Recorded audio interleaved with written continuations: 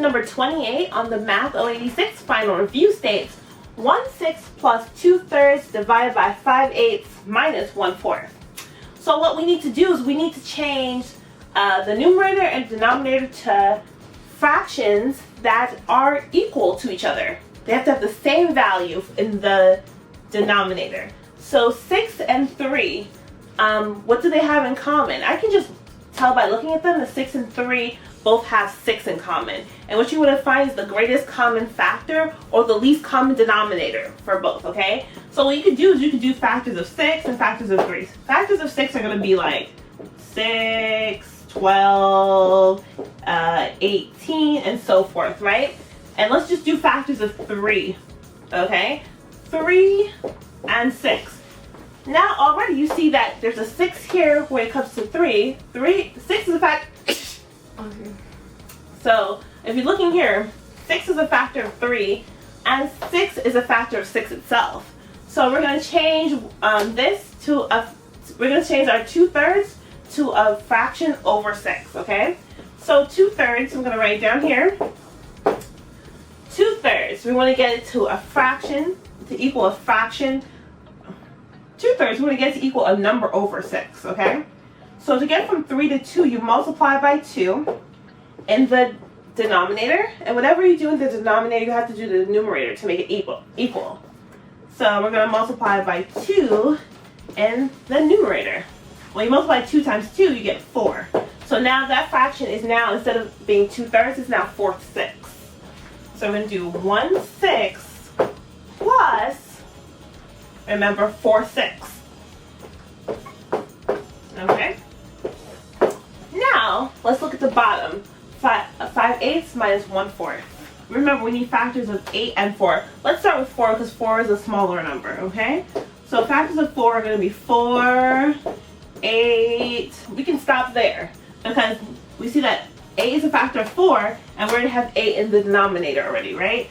Factors of 8 are going to be like 8, 8, and 8. We want to make sure our denominators match, okay? That's all we're looking to do is match up our denominators. So we need to change this 1/4 to a number over 8. To get from 4 to 8, we multiply by 2 in the denominator. So whatever we do with the denominator, we must do the numerator. So we multiply by 2 in the numerator, and now our new fraction is 2/8. So we're going to do 5 over 8 minus 2/8. Okay? And now we're ready to move on to the next step. 1/6 plus 4/6 is going to give us 5 over 6. We're basically adding just the numerators. 1 plus 4 gives us 5, and the denominator doesn't change, so it's 5 over 6. Remember to keep the division sign. Then we're going to do 5/8 minus 2/8. 5 minus 2 is going to give us 3. And the denominator stays the same. It's going to be 8. So now we do 5/6 divided by 3/8. But we also want to remember when we're dealing with fractions, when it comes to division, we're simply multiplying by the reciprocal. Remember?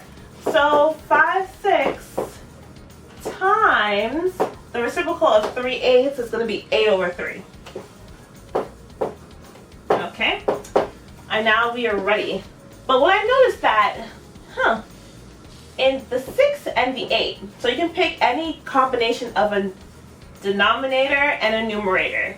And you want to see if they have any factors in common. 6 and 8 both have 2 in common. So we can reduce both by 2. If you do 6 divided by 2 or reduced by 2, you get 3. 8 reduced by 2 or divided by 2 gives you 4. Okay? So we're going to multiply straight across. And we're going to get 20 over 9. Now we can't stop there because this is an improper fraction. So we want to change this to a mixed fraction, okay? So what you do is you divide 9 into 20. How many times does 9 go into 20? It goes into 20 2 times. and the remainder that's left over, the remainder is always going to be your numerator. The remainder left over is going to be 2, and the denominator always stays the same. That's going to be 9.